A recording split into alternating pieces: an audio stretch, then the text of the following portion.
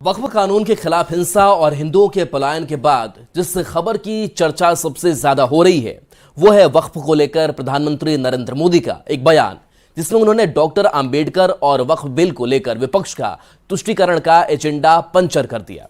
प्रधानमंत्री ने बयान संविधान निर्माता डॉक्टर भीमराव अंबेडकर की 135वीं जयंती के मौके पर हरियाणा के हिसार में दिया।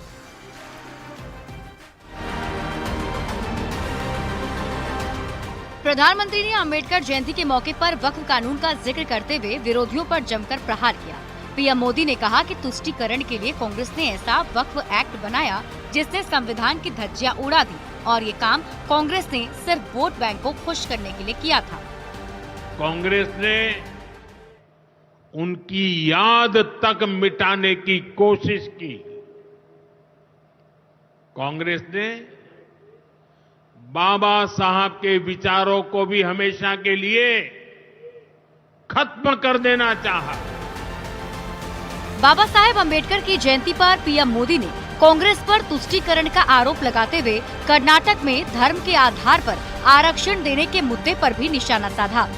कर्नाटका की कांग्रेस सरकार ने टेंडर में भी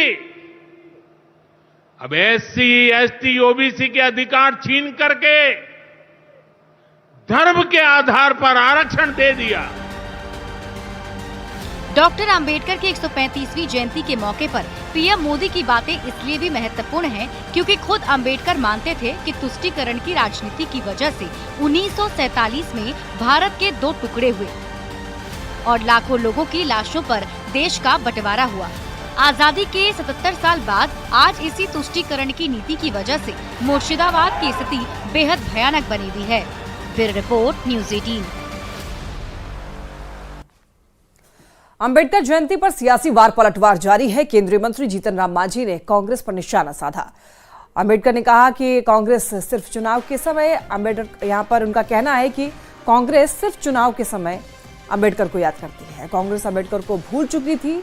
जब गैर कांग्रेसी सरकार आई तो उन्हें भारत रत्न की उपाधि दी। पीएम नरेंद्र मोदी ने पंचतीर्थ की स्थापना कर वैश्विक मंच पर उनकी पहचान को मजबूत किया।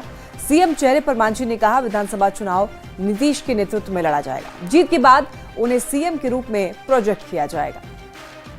बिहार में अभी हम लोग चुनाव लड़ेंगे नीतीश कुमार के चेहरा पर, और चुनाव के बाद हम समझते हैं कि नीतीश कुमार को ही हम लोग मुख्यमंत्री के रूप में प्रोजेक्ट करेंगे। किसी दूसरे की बात ही नहीं आती है। लोग भूल चुके थे, कांग्रेस वालों ने जो आज वो जयंती मनाते हैं वो भूल चुके थे।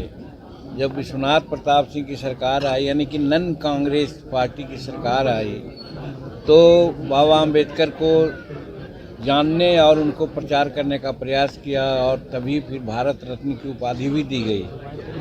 आज नरेंद्र भाई मोदी जी हैं जो